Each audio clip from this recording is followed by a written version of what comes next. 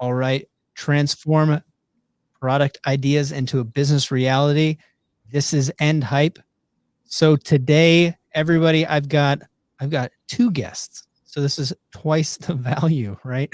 SB Pace here to talk us through some interesting points about launching, growing, and actually operating a real business, which is phenomenal because we talk about a lot of aspirational things on End Hype, but true to our name, eventually we actually have to do them, right? So then we get into hot water, we get into problems, and if you're lucky, you get to work with people like the experts that we have on today. So before we jump in and get started, a little bit of the fee, a little bit of housekeeping.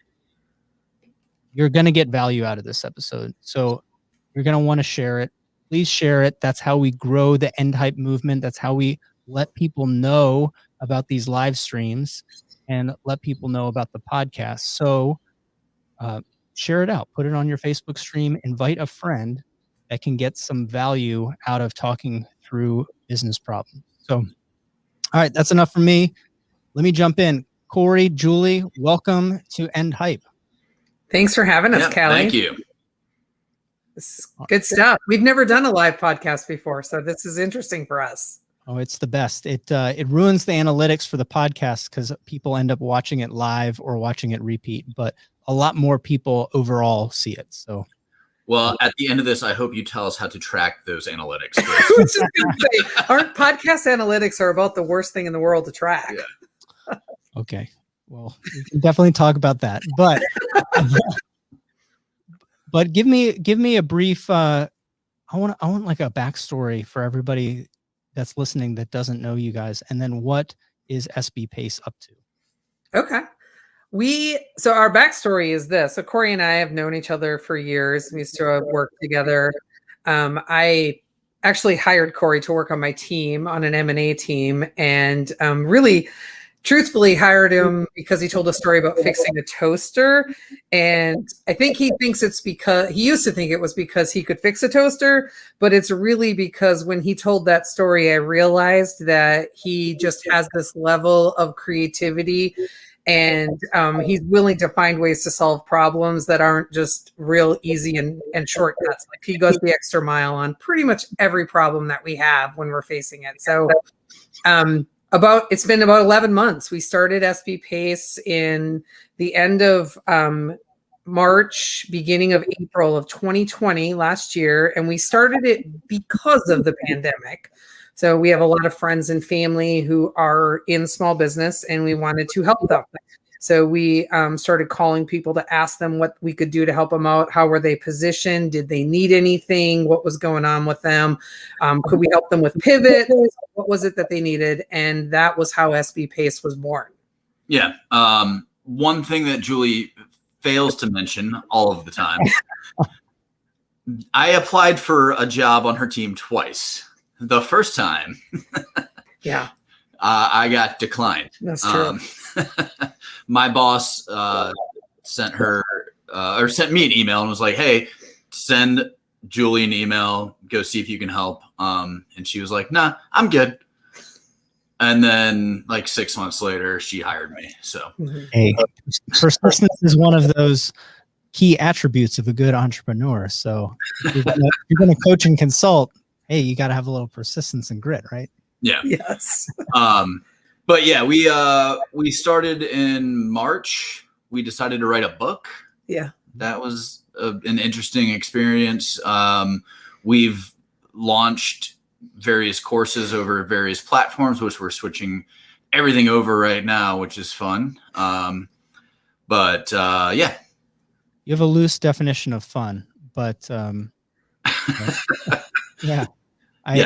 I understand the value of having a program there and having that extra content and being able to put people, asynchronous learning is so important. And even if you are getting in the weeds and giving context and consulting and coaching people, it's nice to just say, hey, here's this reference and you can get this information. So, but it is way more of a pain in the butt than people want to give it credit for arranging it and writing it. I think I'd rather write a book than write another program, to be honest with you. I bet you Corey would side on he'd rather make website changes, or would you rather write another book? At this point, I don't know. I personally would rather make the website changes. I actually enjoy sort of writing the requirements and figuring out how we can make improvements. And I try to look at things like iteratively, right? Like I trying to remind myself frequently that, perfect is the enemy of good. And just what can we do that gets us to the next level so that we can just incrementally improve, but still continue to focus on other things at the same time. Right. That's right.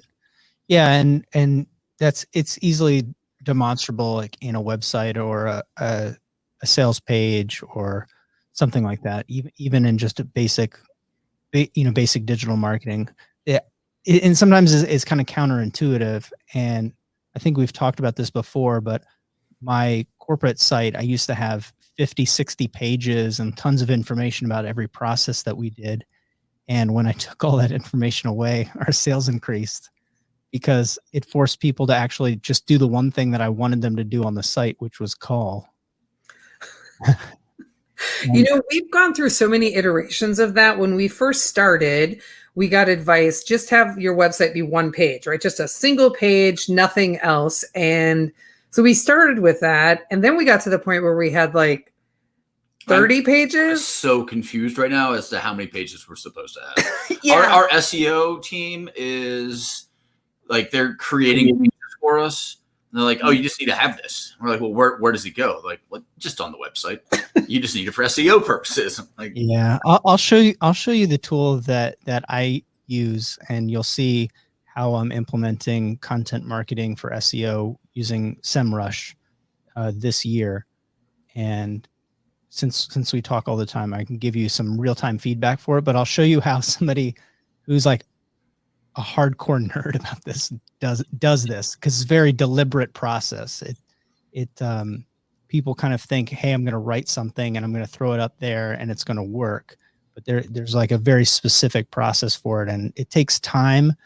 But we pull 7 figures of sales and cold traffic from SEO that I did years ago off of the website. So I mean, it's worth spending the time in. It just takes a little while to get the ball rolling. SEO is one of those areas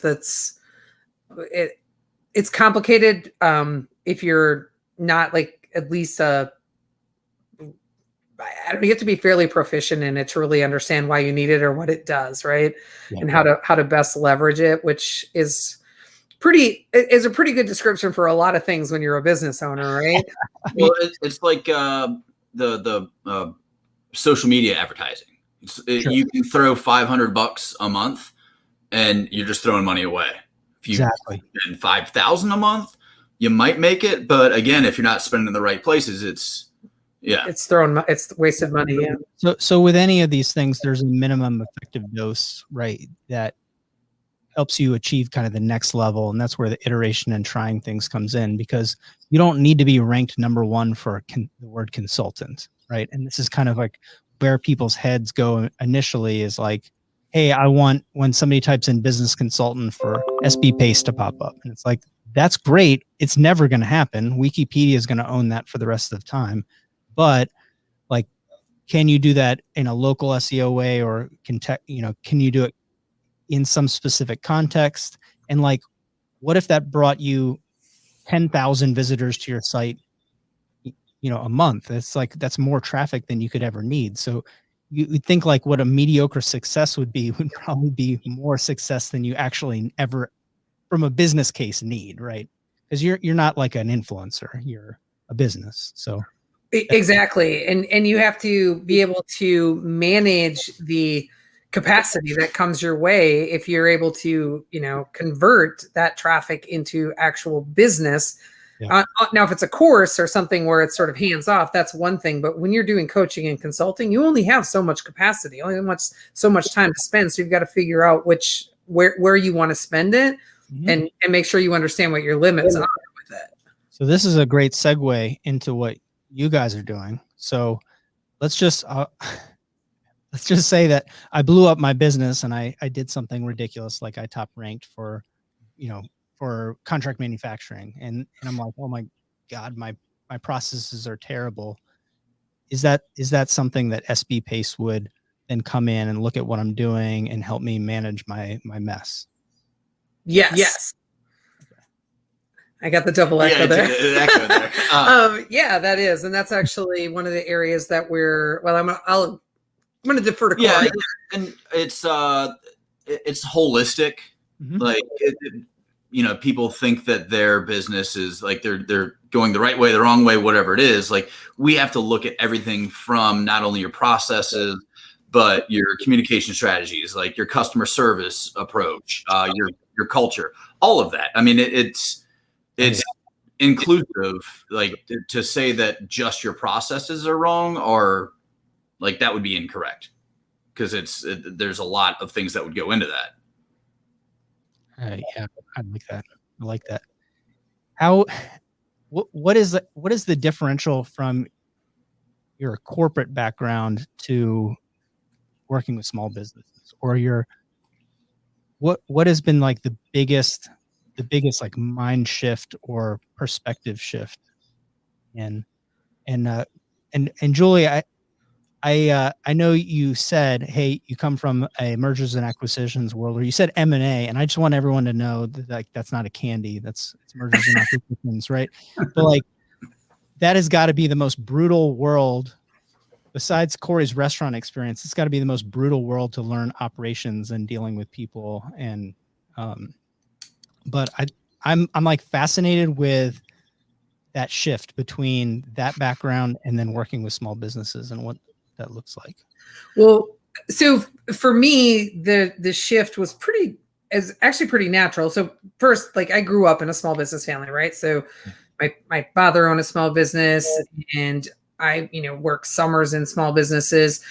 And my M&A background, most of the work that I did when I first got into M&A, I was working for a very small company, right? And their strategy was growth through acquisition, where they were buying up the competition, and buying up not just the competition, but areas of business where they wanted to venture into them, right? So they were a sort of a hire to retire suite of products, and they wanted to get more into like LMS, the learning management systems. So they started buying up all of these learning management systems companies and leadership development companies. So we were still we had like 50 people, and we're buying companies that are significantly bigger. So the advantage for me there was I knew the culture really well in the company that I was in. And for me, the culture is probably the foundation of the M&A strategy, right? Because you want to make sure that you're able to either absorb into that new culture, or you're able to bring that company that you've acquired into your culture. Like, one of those two things has to happen. So I got a really good start there. And then, the company that Corey and I worked at together, Performance Food Group out of Richmond, Virginia, they were growth through acquisition as well, but their strategy was they were trying to get more and more presence through the Midwest and on the West Coast. So most of the acquisitions that we worked on they were scattered across the Midwest and the West Coast, but they were buying very small, like mom and pop distribution centers where, they'd have like 50 employees or 90 employees. So again, we're still looking at a very small business. And then our team, me and Corey and the rest of the people on our team, we would land on that site, and we would go spend 12, 18 months literally just living there and working with them and integrating ourselves into their business and working with them through the change and figuring out how they like their end-to-end process. And we would sit and do business reviews and like just walk through every single element of their business. And I think that's what makes me and Corey so good at what we do today. Yeah. Is we were forced to look at every piece of the business and be like, how are you doing that? What are you doing? And speaking of that company that we used to work for. Oh yeah. There were 8 warehouses that I kind of oversaw that were like the redheaded stepchild of the business. Nobody they brought me on, I was brought on Julie's team because I specifically knew this one branch of the business. And I knew like they had a different ERP. They had like totally different. And I mean, that's one of the reasons why I think I got the job, but also it was funny because I mean, like talking about we needed the Midwest and whatever, like 4 warehouses on the West Coast. Yeah. Which I was intimately like familiar with. And like the rest of the company was like, wait, we've got a warehouse in Arizona. And I think one of my favorite stories, and it's such a great learning experience, is, and I'm going to ask you to tell it, when we did the business review or the SWOT in out in Northern California we were in Northern California on a site, and we were doing a SWOT analysis with them, right? So working with the president and his leadership team on their strengths, weaknesses, opportunities, and threats. And you know what story I'm talking about? I don't know what story you're talking about. Oh, okay. So we're going through it, and the president is listing all of these things, and they're small. They're like less than 100 people. And the president, he's listing off all their strengths and whatnot. And his employees are looking at him like he's crazy. And then he's like, what? That's the strength. They're like, that's not a strength for us. No, it's really not. Like, and it just shows like he was really great at running and leading the business, but he was really unaware of a lot of things that were happening in the business. And, we always talk about taking people from working into on the business, but even when you're working on it, you still have to have a really good understanding of what's happening in it, or you don't have a foundation under you to stand on. Wow. I think that background is the trial by fire equivalent of then stepping into small business consulting, because you get all of the clashes, right? Financial clash, operational clash, culture clash when you deal with mergers and acquisitions. And so many of my clients have been swallowed up by large defense primes or larger, like, let's say, e-commerce retailers. And you see, and I'll tell like my client or my friend, I'm like, well, you just got purchased by, XYZ prime, and you're going to see this happen over the next 2 years. And they're like, oh no, like we're totally independent. Like this is going to be fine. And they're like, yeah, but this guy and my boss just left. And then it's like dominoes, like bing, bing, bing, bing. And then they become part of that mothership, which for us, it's gotten us into a lot of really large companies that way. But it's just interesting to see that progress over and over and over again. It's like they combine all the back office stuff. So like all the procurement people get fired. They combine a lot of the sales activities, so they get absorbed or fired.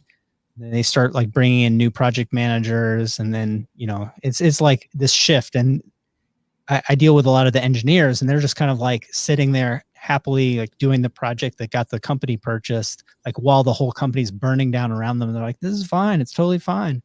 And then well, it sounds so familiar. And it's funny, like doing the M&A, like the due diligence, where people don't do the research or believe what they see. So like I remember there was one company that we were integrating into the business. Their sales platform was top notch.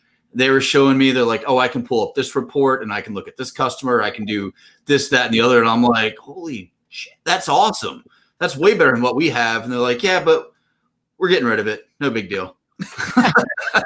Sure, we spent a lot of time setting this up. But. Yeah. And I think what's interesting too is so many people don't realize that like you cannot reach revenue recognition on an acquisition until it's fully integrated, right? You have got to go all the way through it. And we have worked for some serial acquirers where they're just out there, buy. And then they're just leaving them sit there. And so now they've got all these duplication of systems, different processes, inefficiencies everywhere. And they'll wait like sometimes years. Like one of the integrations that we did, that company had been sitting for like 36 months. They felt like they were on this little island and nobody cared about them. And then we go to integrate them and they're like, why do we want to be a part of that company? And I'm like, I don't know how to tell you this, but you already are. They own your company. Like, that was a really awkward conversation we had. Was that in Kentucky? When they're like, why are you here? We're like, we don't know. Yeah. So that's why we left corporate America. Yeah. Because honestly, well, I think we both left for really the very same reason, is that when you are, because after we both left performance, we did, some independent consulting and did some third-party stuff for some of the big four. And then you quickly realize that they were just interested in selling the next service to that client. And that's like fundamentally, we're way more interested in making sure that we're delivering value and that we're not, it's one of our core values is that we don't sell stuff you don't need. We're not interested in selling just to make money. We're interested in helping small businesses survive, especially with everything that's happening in the world right now. Like what we want to see is like a rise up of small business owners. Well, there's a lot of small business owners. So, it is like a massive, massive pool. And it's hard to wrap my head around how many small businesses get created and how many of them die every single year, because it's like some perpetual like phoenix cycle of hundreds and hundreds of thousands of businesses being created and dying a year. And so I feel like people get into business for the wrong reasons. They operate them based on, let's say, the motivations of a technician, and they realize that there's like this whole other skill set. And I don't know, I've run across this too many times where people they've outstripped their own like planning or visibility horizon for success. They're like, they've accidentally become more successful than they can like manage, right? It's because they were extremely good at their job. Maybe they had a lot of connections and they like start doing something. They created a product or they've created a service, and then they turn around. They're like, holy shit, I'm running a, $40 million company. And I don't really even have I don't really even know how to like hire people or manage projects, and it's just super interesting. It's crazy that sneaks up on people where, you're running your own business, because for the most part, the only barrier to entry to business is money. Mm-hmm. So you start a business, you have a side hustle, whatever it is. And then the next thing you know, you've hired a marketing person, and then you've got a sales team. And now, like you said, you're running a $40 million company, and you're like, how the hell did I get here? Yeah. I always find it so interesting. Like when we have conversations with newer business owners, the things that they think are important, the priorities that they focused on, like sometimes I'm like, wait, what have you been doing for the last 8 months? It's kind of, because we're very, very like almost to the point where we're like preachy on, you got to have a foundation, right? A really solid foundation. And we recently had somebody who wanted to be on our podcast, and they reached out, hey, it's a friend of a friend of mine, and she reached out to me, hey Julia, we'd love to be on her podcast. I just started a small business, blah blah blah. And I'm like, well, we'd love to have you, but what do you want to talk about? Because what we don't want to do is just bring you on the podcast to just market your company, right? Like, this is kind of how we're structured. What do you want to do? And so she said she just wanted to talk about like building a strong foundation for her business. Well, bam, that's our jam. So, all right, come on. And she comes on, her and her business partner come on the podcast, and legit, they formed the business in April of 2020, went live with their product in November, and the only thing they had done in that time between there was create a website, get a logo, and find somebody to make the shirts. I watched her business partner die inside when we started asking questions about what they did for their business prior to that. And we're like, did you do this, or this? And nope. And she like her business partner just kind of just like put her head down and got quiet. No plan, no strategy. And we're like, okay, that's, okay. So you're a brand new business. You've never done this before. Let's talk about it. So we literally had to we're going to not record this. We're not going to air this part. And we walked through everything. In the end, I was like, we can't, as in good faith to what SB Pace stands for and what we tell people to do. I'm like, we can't air that podcast because they were so visibly shaken by what they hadn't done and what they didn't know that we like went super soft and nice to them. And I'm like, there's no value in this for anybody because we didn't even say like, you need a business plan. Yeah. While recording, but after we did. And then, I was like, listen, we never like try and pitch like our services to our podcast guests. We don't tell them like, hey, go buy this, do this. That was the first time ever I was like, you might want to go look into Foundation 52. Like, go look into our course. Man. And then probably you're about to tell me that we're missing an opportunity there by not doing that, right? I mean, they should be aware of what you do. And it is a tremendous value for the price. So if you're going to start somewhere, it wouldn't be a bad place to start. And they already know you. So if they have questions, they know where to go. But yeah, I think we've all seen or experienced an equivalent of this. For me, it's somebody that spends like 2 years developing their product, and then they ask me how they can get additional investments to like finish their prototype and get into manufacturing and sell product. And I'm like, you can't get investment for a product. You have to get investment for a business.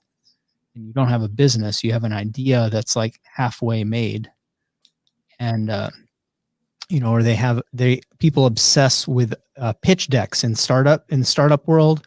Startup world is just like small business world, but they've just changed the word of everything. It's like they're in the business witness protection program. Like nobody wants to know a business. So they've created changed the names for everybody. Right. And it's just like, they're like, oh, have you made a lean canvas? And you're like, you mean a 1-page business plan? Yeah, you should do that. There's like 80 ways to do it. And that information, you put it on the slide deck, and they're like, if I get this template that Uber used, I'm going to raise all this money and I'll be Uber. I'm like, you got to get the information that you put on the slide. That's the key. It's not a magic spell, right? You got to get the information, you put it in there. So that means you're going to have a marketing plan and a product roadmap, and you're going to have, some intellectual property and like how you're going to get a team and all those pieces. And it can't be bullshit. Actually, it has to be something real, because you're going to have to deal with somebody like me who's going to ask you like questions for half an hour if they're interested. If you're lucky, somebody's going to pick apart your dream, right? If you're unlucky, somebody's going to say, that's nice, and move on, right? Yeah. So it's like, but yeah, like people there it's like they see the end, because the end is so visible in business. It's like you can see, hey, somebody's selling that product on Amazon, so I got to make a product and put it on Amazon. It's like, well, most likely you should probably make some kind of a business plan, like that takes 15 minutes or a day. Or you should make a landing page and get emails, or like do, so I definitely see that. But that's like the counterpoint to me meeting an engineer, and they're like, I just took this product that I've been working on for 20 years and I started selling it to the government, and now I accidentally have a business that I can't have a hard time like managing the projects now because it's successful. Like how do you business? Like I just know how to make these products, and I have this huge contract, and now I don't know how do I scale up? Like how do I write a proposal? Like it's so that there's an interesting spectrum of problems. So I don't, it's a nice way of saying this. I respect your position that you've put yourself in. But we have a lot of fun in the process, and we've encountered some really great and smart business owners. Oh yeah. But there's definitely more that lean on the other side. Well, and I mean, it goes back to what you're talking about, the business plan, like knowing, like sitting down, writing down who you are, or what you are. It's not just for an investor. It's not for the Callye Keens of the world. It's not for the bank. It's this is who I am. This is who I'm, marketing to. This is my growth strategy, like all of that. Like, and that's something that needs to happen at least once a year. You need to review that business plan to say, okay, I need to hire this many employees, and this is how I'm going to do it. And this is what my revenues are going to be, et cetera, et cetera. Yeah. You need a plan. We have a little saying. We say gaps are good, right? So when you start working on that plan, or you grab a hold of a template and you're like, I don't know the answer to this question. Now you know that the question exists, right? So with better questions, we can get better answers. But if we don't ask questions and we don't have mentors and coaches and consultants asking us better and better questions, it's really hard to uncover things that we don't know, because there's no reason why somebody should know any of this stuff in business. It's kind of like a non-human skill set, and you're picking it up. And there's so much puffery and silliness that's out there. You could like go way too deep into something that's not important for you right now and get in the weeds. But yeah, gaps are good, right? They really are. Not knowing, being able to identify, like we do, and I'm sure you do this. In fact, this might have been an idea that I stole from you. So yeah, I'm about to find out. So every Friday we have a continuous improvement meeting. Yeah. You do them, right? Yeah, we do a couple flavors of it. So we just had like our all hands meeting, and then we do departmental meetings, and then my brother and I, we have a stand up every morning. So that's kind of how we like break it up into little breadcrumbs. Yeah. So we do every Monday for 3 hours. We have a staff meeting. Wow. Just Corey and I are the staff. But the thing is, when it's just the two of us, because we have to cover every area of the business, that's why that bigger meeting is needed, because we got to get into the weeds on a lot of things. And sometimes we'll be like, we can't problem solve on this stuff now, but we have to at least cover it. And then on Fridays, we do continuous improvement, where we pick one area and we're like, all right, how can we make this better? What do we need to do here? And figuring out where we're inefficient and how we can get more efficient. And sometimes like what's driving the inefficiency is key for us, because it helps us to focus on what we're not great at, but also like how we can better communicate with each other, because that's like foundational. It's fundamental for our business. Well, and it's funny, like there's just the two of us, and there's a lot of work that can be done via email or notes and whatever, like pass back and forth text messages. But being in person with somebody makes things so much easier. Yeah. And that's like something that I'm going to be interested to see, like once this pandemic lifts, like, all of these businesses have made they've saved a lot of money because they're not paying rent on, office space or whatever it is, but sitting down in the same room with somebody just to have a conversation, it makes business so much easier. Yeah. And for me to have breakthrough ideas or big ideas or think about transformational, like anything, I have to step away from my computer. And so email for me is about execution and small ideas, right? If I need like a whiteboard, or I need, just sheets of paper to just destroy and like, it, right? So like, here's a landing page, right? I want to make a landing page based on building a story brand. So I have to make page after page that looks like this. And maybe if I wasn't so old, then I could just sit in some tool and like draw it all out. But for me, being able to, talk back and forth with somebody and just draw it and sketch it and cross it out and write over it, it's so much faster and it's freer. It's like, it feels bigger to me. Yeah. Yeah. Well, and I mean, communication is funny that way too, because like what Julie will write requirements for like a web page, and in her mind, it makes sense. And then I read them and I'm like, what is going on here? And it's not that she's doing anything wrong. It's just that she thinks and writes in a different way. Yeah. And I, comprehend that in a different way. And it's just like, it gets to a point where, well, I'm going to say that she has terrible grammar. I do. Commas are important, very important. But outside of that, like it's, yeah. Like sitting down and just looking at something together it's so much easier than doing it via, notes or whatever. Imagine writing an entire book with somebody who has crap grammar, Callye. Imagine. Nice. That's what ghostwriting's for, right? You just you're Picasso. You just loose brush strokes. Yeah. A bowl right here. Just one brush stroke. That's a bowl. That's a naked lady. There you go. Genius, right? Make it work. Yeah. Yeah. You work with what you have, right? The tools that you have. Yeah. Business book writing doesn't work like that. Sorry. It does not. You are correct. Oh my God. No, that's so good. Yeah, I'm really interested to see how things shift or what things permanently change. What kind of work habits permanently change. But have you seen a recurrent theme with your clients of something that has required that big shift? Because you said one of the like the impetus for starting SB Pace was partially the pandemic. Mm-hmm. Have you seen like a common theme or a common obstacle that people are facing?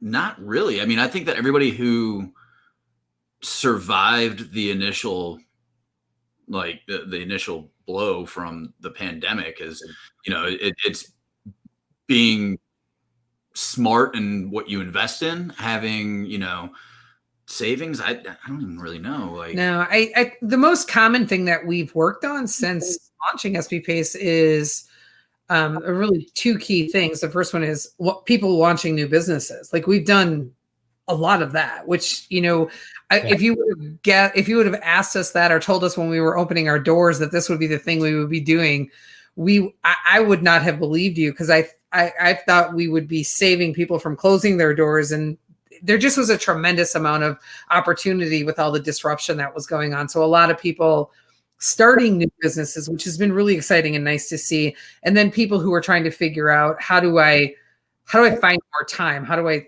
that proverbial go from working in to on my business? And, sometimes that's a growth strategy where they want to be making more revenue, but more often than not, it's they want more time back in their day because they're doing all the things in their business. Well, and yeah, I guess that's a good point. A lot of the people who we've talked to are people who either like they got laid off or they got reduced hours, and they're just trying to figure out a way to make their own income. Yeah. And so that's a big part of it, is people just trying to, make their own future. Yep. Figuring that out. We have seen a real, for a number of our clients, a big issue around hiring, which, is Corey and I are on I think we're coming together more in the middle. No, we're not. Okay. Very different beliefs on the hiring, right? So I think if you told me, Callye, if you said, I can't hire, I can't find any good people, mm-hmm. I am trying, and people don't show up for interviews, or they don't show up for day one or whatever, I would say you have a culture and a leadership issue. Okay. And Corey would say, depends on the industry. Because the people who I'm used to working with are construction workers, restaurant workers, etc. They're basically the unemployables. Well, we've been trying to get better at hiring, better at recognizing, and better at firing, because it's like in a small business, everybody, everybody's mess. So it's like you're slow to want to take on more, and then you're slow to want to get rid of, which, so you're slow to move on. So the interesting dynamic is getting faster at hiring and getting faster at firing, right? And faster at training. And like one of the values that we're implementing is progressive overload, is actually like purposely putting people under training stress. So they're constantly working on getting better, because we want people that are like actively becoming better at work and at their life. And if they're not, this probably is not the place for them, because we're trying to grow, right? And they have to grow for us to grow. But like coming up with those strategies has been really interesting and difficult. Our payroll company, the guy came in and he was like, "Oh, we have this consulting service, and we can lower your attrition. So what's your attrition rate a year?" I'm like, 3%. He's like, "Oh, okay, that's really good." I'm like, I was like, "Actually, I'm trying to increase the attrition." And he's like, "What?" no, that costs you money. I'm like, see, this is why I run a business and you don't. So you don't understand. I'm trying to hire lots of people and I fire them if they're not good and we're growing. If I was in like a vacuum, I would want to keep everyone the same, but we're not. Like as we get better as a company, we have to have people that are better. So I actually want to get rid of people. I want the attrition rate to be 10%. Yes. Maybe, this is like Jack Welch, right? He's like, if you're not firing the bottom 10 or 20% of your people a year, like you're not growing as an organization. Now, Jack Welch is a crazy person, but like is this the difference between somebody like he's a technician and he's like, you can save a bunch of money if you can reduce this from 10 to 5%. I'm like, it's 3%. So there's like one person or less leaves a year.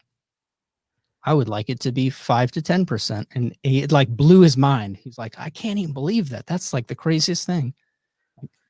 Yeah, well, he's never probably ever heard somebody say that before, but it's 100% on point, right? What got you here isn't going to get you where you're going. So you just need to constantly be, up level. You need to like top level your players all the time, right? You want the best players on your team. And that means that you've got to get rid of some of the people year over year that are on your team so that you can continually, I guess it's called top grade, not top level, but top grade your team, right? Because you want the best. And so you've got to go find them. But in order to attract the best people to your team, one, you're going to be a really good leader. Two, you got to have something that people want and that they can grow with, right? So you got to offer a career path. You've got to have benefits that are at least appealing to them. And so often people think that's money.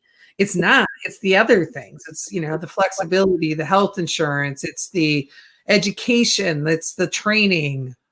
But what do you do, Julie?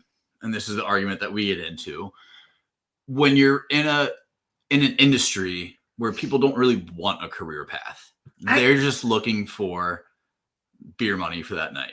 I don't believe that. And that's where we have the disagreement. I believe there are some people who just want beer money, but I believe you can be in the construction industry and still want a career path.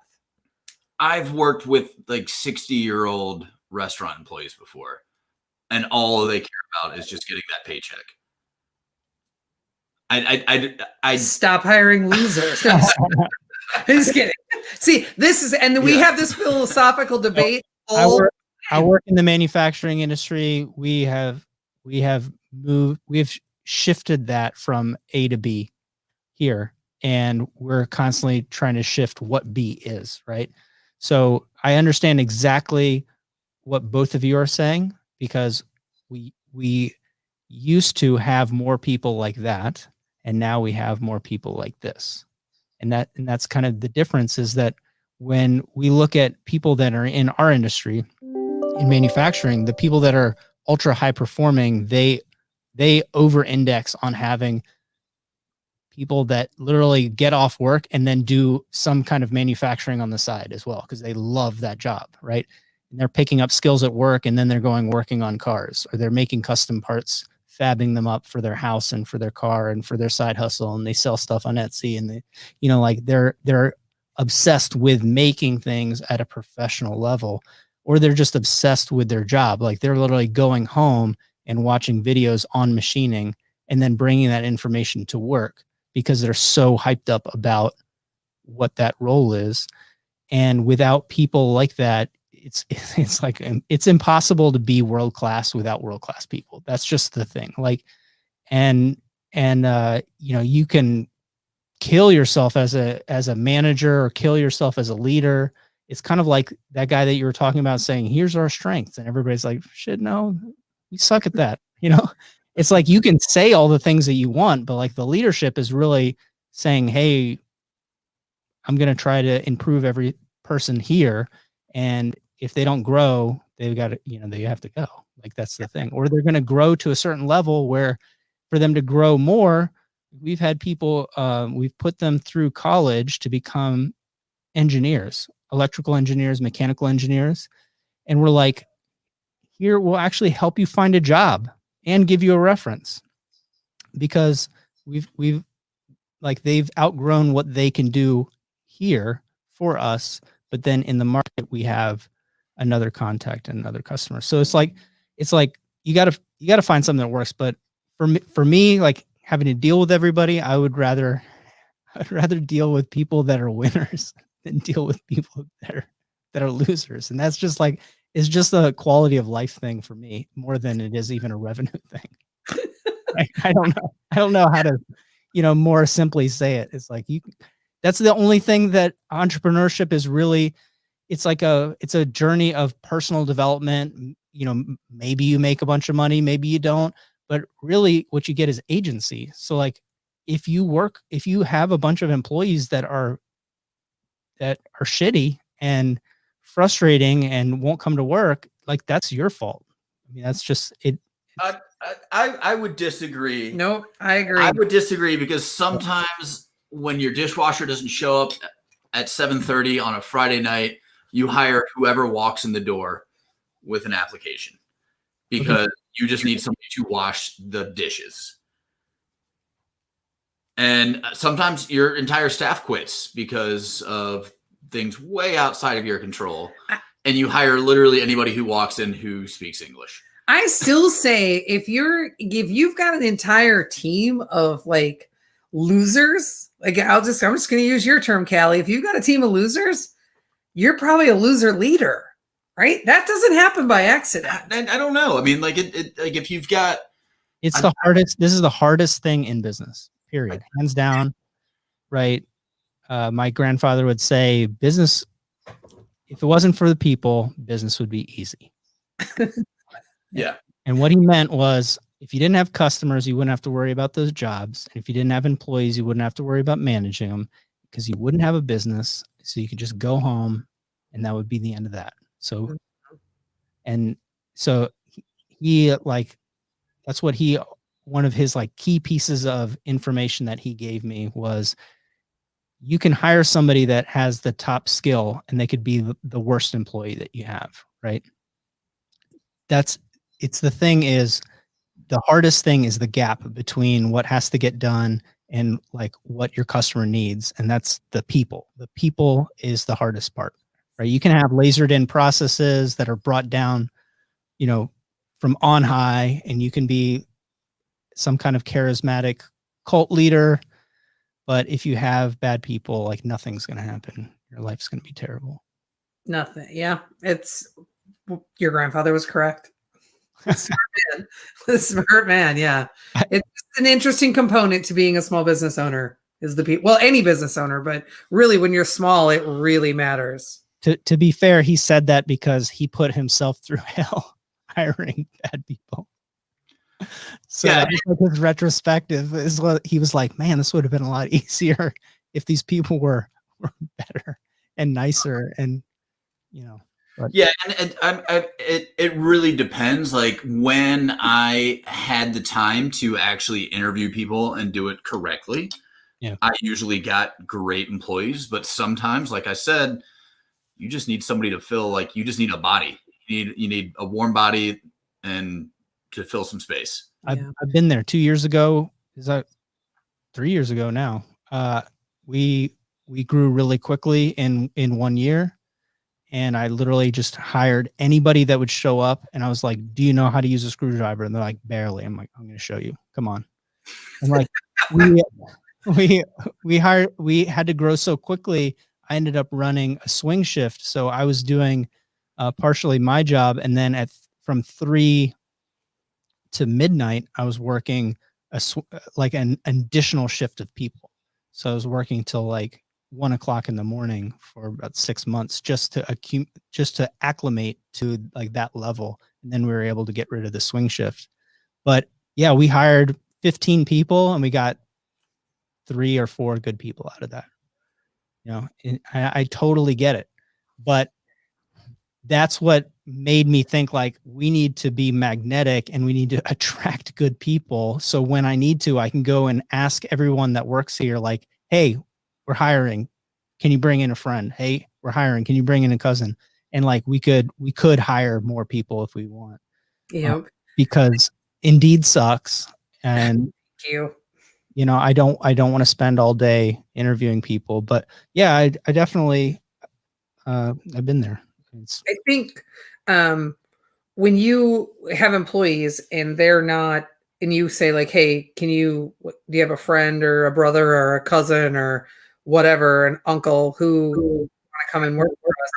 If your employees don't want any of their family or friends to work for you, that's a pretty big statement. And, I like to always ask, can we interview your employees to see what they think about working for you? Right? Because we're going to get some good pieces of information that I think leaders probably aren't aware of that are happening. Yeah. Yep. But that's a big area of struggle for some of our clients is the hiring piece. It's a battle. That's wild. Yeah. Well, so I want to highlight your program really quickly before we wrap this thing up. So if people are looking for a little bit of guidance and they want like a comprehensive program that's going to take them from like mystery to money, riches, and success and like wonderment, I'll sell it hard for you. But no, if they're interested in something that will walk them through kind of those points, right? Because not everything in business is like wow and like fantasy and Rolls Royce and everything like that. There's a lot of pieces that have to be put into place and put in the right roadmap. So I really can you tell us a little bit more about your program? Because I think it does this in one of the better ways that I've seen. Yes, but first I want to know if we may have permission to use money, riches, success, and wonderment as a tagline on our sales page. Yes, any fool thing that comes out of my mouth, you're welcome to. Could we put that as a direct quote from you? Well, it's mystery too.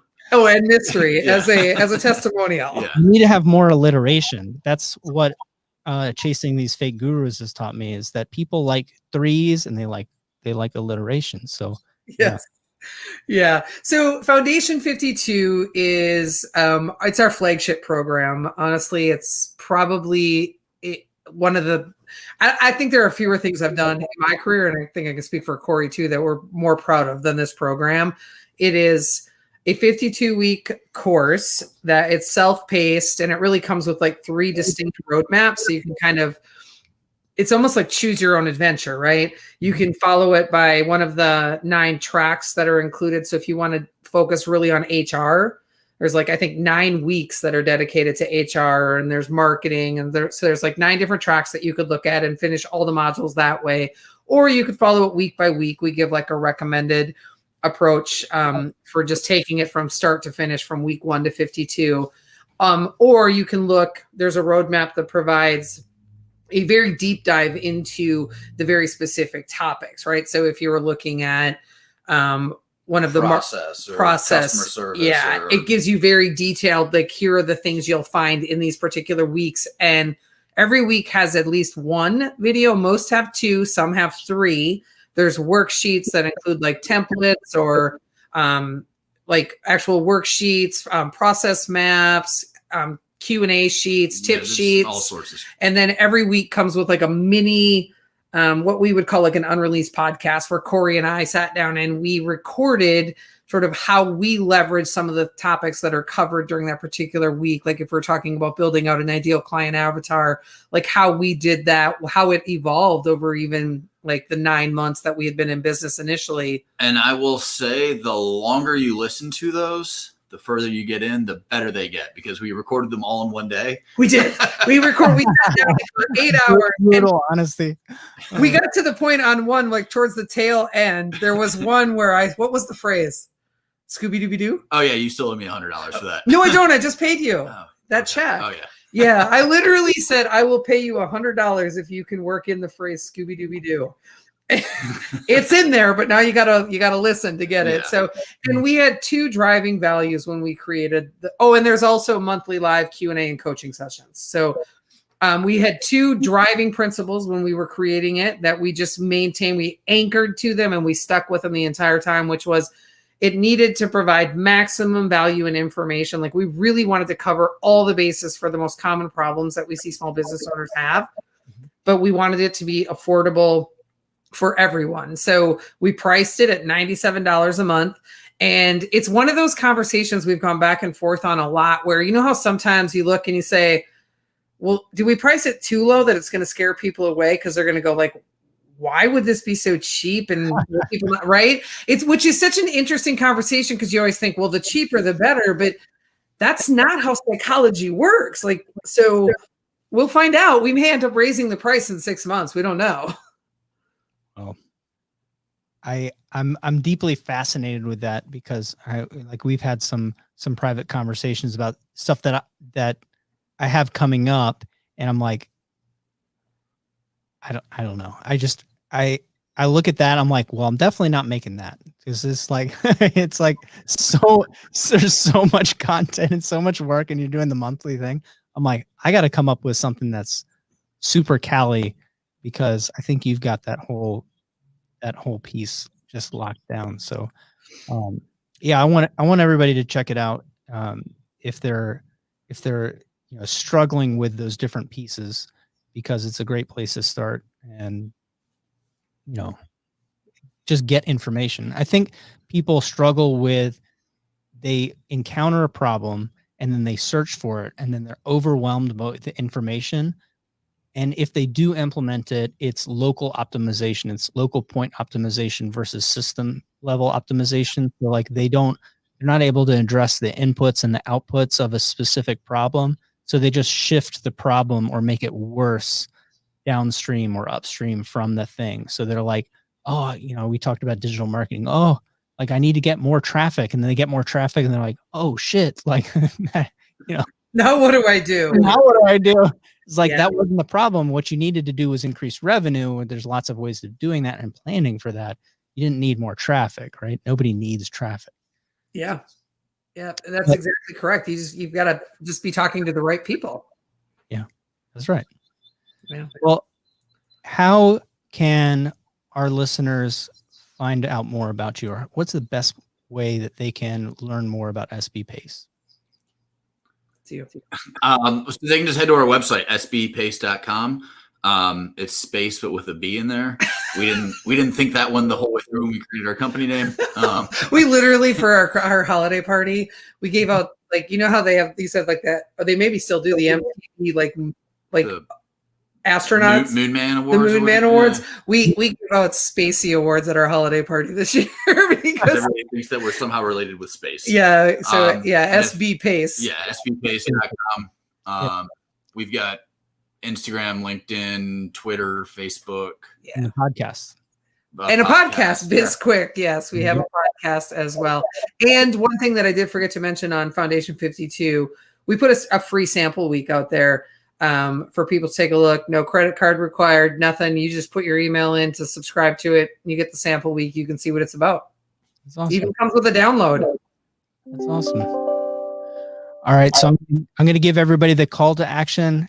And here's the thing. So for everybody that's listening to this, if you have a question that, if answered, will take your business to the next level, DM me, message me, let me know what that is. And if I can't answer that, I'll bring on experts just like Corey and Julie to answer that question. And we'll chat and we'll talk about it and we'll cover that topic. That's how I come up with these little ideas. I reach out to my network and I bring somebody on. So it's not just about me talking endlessly. It's about what we can do collectively. So I appreciate all of you. Don't forget to share, transform your product ideas into a business reality. My name is Callye Keen, and this is End Hype.